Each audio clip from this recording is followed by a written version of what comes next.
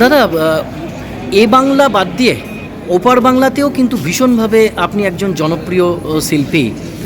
ওপার বাংলারও এখানে অনেক শিল্পী কাজ করে যাচ্ছেন, তো কি বলবেন এই বর্তমান পরিস্থিতির পরিপ্রেক্ষিতে? হ্যাঁ, আমি নিজেই কাজ করেছি। আমি অন্তত 3টে ছবিতে কাজ করেছি বাংলাদেশের। হ্যাঁ, ইনফ্যাক্ট না, 5টা ছবিতে কাজ করেছি। তার মধ্যে একটি ছবি শেষ হয়নি, রিলিজ হয়নি, বাকি সবকটাই দেখানো হয়ে গেছে। তার মধ্যে 2টো হচ্ছে ইন্ডো বাংলা জয়েন্ট ভেঞ্চার, 2টো অ্যাবসলিউটলি বাংলাদেশের প্রোডাকশন, আর তৃতীয়টা যেটা বাংলাদেশের প্রোডাকশন ছিল সেটা শেষ হয়নি, সেটা আফসানা বিবির পরিচালনায় ছিল। আর বাংলাদেশে কাজ করে আমার নিজের খুব ভালো লেগেছে, কারণ সেখানেও প্রচুর গুণী শিল্পী আছে।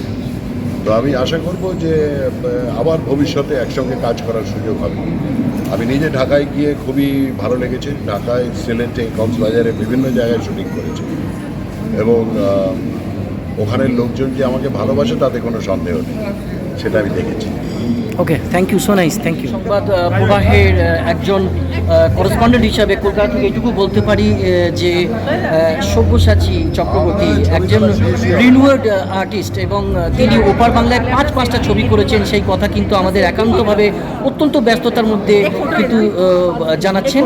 এবং কলকাতায় তিনি কলকাতা রত্ন সম্মান পেয়েছেন এবং দেশের অনেক সম্মানে তিনি সম্মানিত। তারপরও তিনি কিন্তু দৈনিক সংবাদ প্রবাহের একজন প্রতিনিধিকে কিন্তু ধরে সময় দিলেন, এবং তিনি বলতে চাইছেন যে বর্তমান পরিস্থিতি যাই থাকুক না কেন, তারপরেও কিন্তু তিনি বাংলাদেশে ঢাকায় আবার কাজ করবেন। তিনি বাংলাদেশের চিটাগং সহ কক্সবাজার এবং অন্যান্য ঢাকা শহরের বাইরেও তিনি কিন্তু গেছেন, এবং বাংলাদেশ তার অত্যন্ত একটা প্রিয় দেশের মধ্যেও আছে।